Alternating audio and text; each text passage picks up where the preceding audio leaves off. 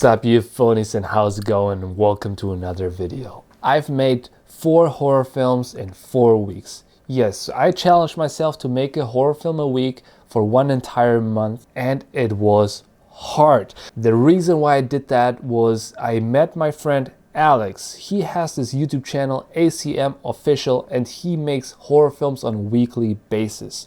I watched him work and I got inspired to do that too, to try 1 month if I could handle making 1 horror film a week. Because I wanted to see, can I handle that workload? How much work is it actually? And how difficult is it to come up with ideas in such a fast pace? And not only that, since I started working with 3D animation in Blender, I wanted to challenge myself to always have some kind of heavy visual effects shot in the end of my films. Starting with Lurking in the Shadows.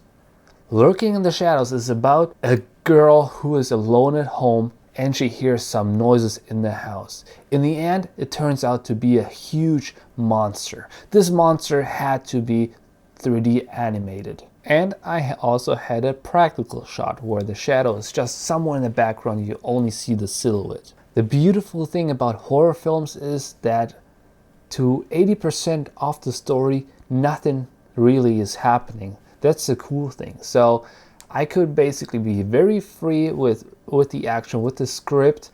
And since I only had 1 actress, Allie, Perez, the shoot was very smooth. It took around 3 hours to shoot the entire short film. I had a little help from Matt, and it was very cool how fast it went.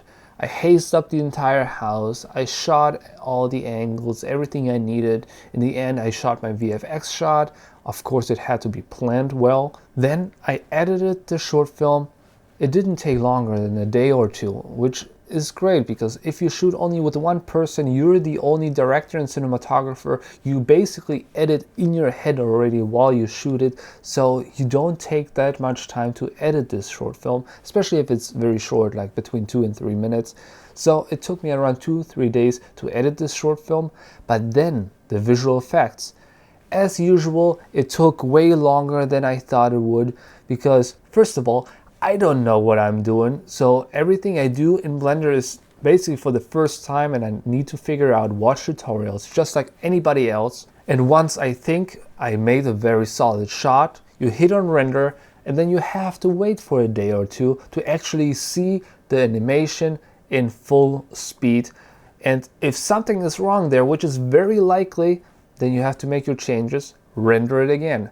So from a 2-day editing process, it easily can take 7, 8 or more days. For the short film the week after that, called Prey, I decided to up the stakes a little, have 2 actors this time, 2 characters in my story, still keeping the story small, but also not shooting inside my house like in the first one where I can control the lighting and everything perfectly. I was shooting outside where you have to get very lucky that no neighbors are going to complain, everything is going to look fine, no homeless people are going to steal your cameras, and set up the lighting with batteries, so you are a little on a time crunch if you don't have enough batteries, but in that case we did. I shot the entire film lit by 2 lights plus the street lights. And the story again was very simple. A girl is being chased by a potential predator and eventually she escapes, and in the end we have our VFX shot. From what I've learned in VFX, it's always good to shoot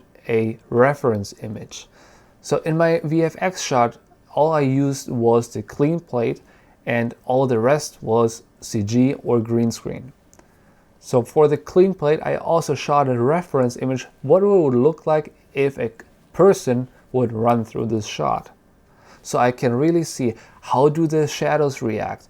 How does the light affect the face and the rest of the body? And keeping all that in mind, I could do this VFX shot. And right after that, I decided, you know what? I want another VFX shot where the protagonist is flying into the distance somewhere in the middle of nowhere.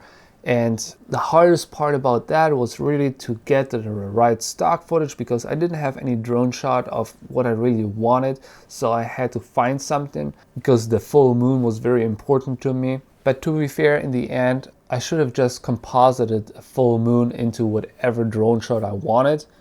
I didn't even think about it, that it's for a VFX artist fairly easy to just put a full moon somewhere. But I didn't do it. Now I know. Next time I need a full moon in a drone shot, I'll just do it myself. Then I still had the Grimace Shake video, which is very short. I think it's under a minute. The only VFX shot was where she was upside down at the ceiling, like a, you know, like a, what is it called? Like a possessed person, and throwing up, you know, stuff. And that was a little tricky, but not that tricky. It was basically just a fluid simulation. The problem is if you have someone upside down at the ceiling, the problem is, you know, the hair and the gravity would actually pull everything up for her.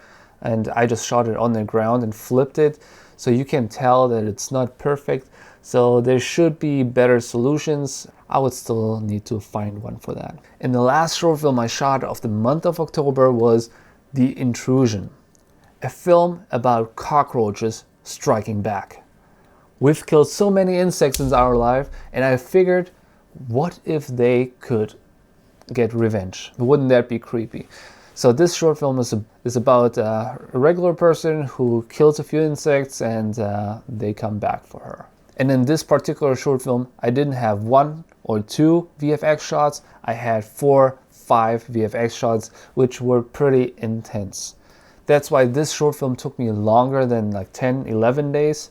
Again, to shoot this thing was pretty simple. At this point, I didn't even have a script. I had one idea from where to where the story is going to go. I was just looking around my house. Where could I set up the locations? And we just went from place to place, lit everything. It was mostly shot in daylight, so the lights I set up were mostly just, you know, supportive, not necessary. But it was very tricky, and because we had lots of like fake cockroaches, which I used here and there. Sometimes we used those cockroaches, put them on the ground, and my brother was blowing at them so they would move a little.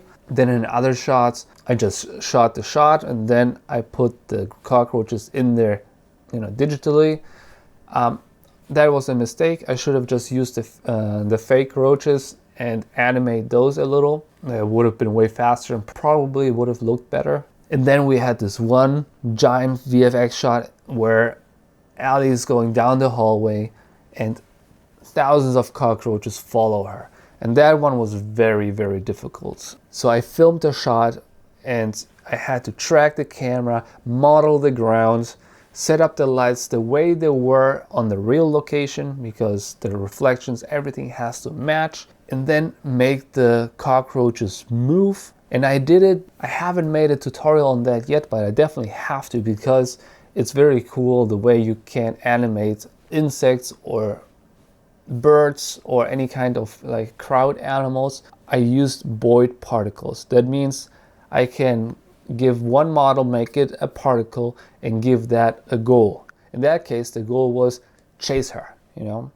So they're coming from all directions and going to one direction. I can also give them the goal to escape something. So I can have an object and they're escaping from this object. But in that case, it was just a goal, get there. And that's how I got this cool shot. And there were a few more VFX shots where they come out of the sink. There was also particles and a few cockroaches were climbing around the sink. And then obviously the top down and the close up on her where we have tons of cockroaches everywhere.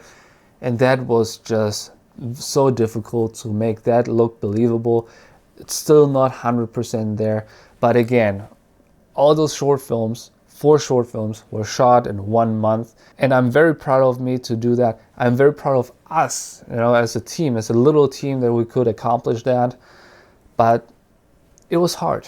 It was very difficult. I worked like 80 or 90 hours a week on those short films, probably more. Plus, obviously, I have to work for money somewhere else, shooting other people's projects.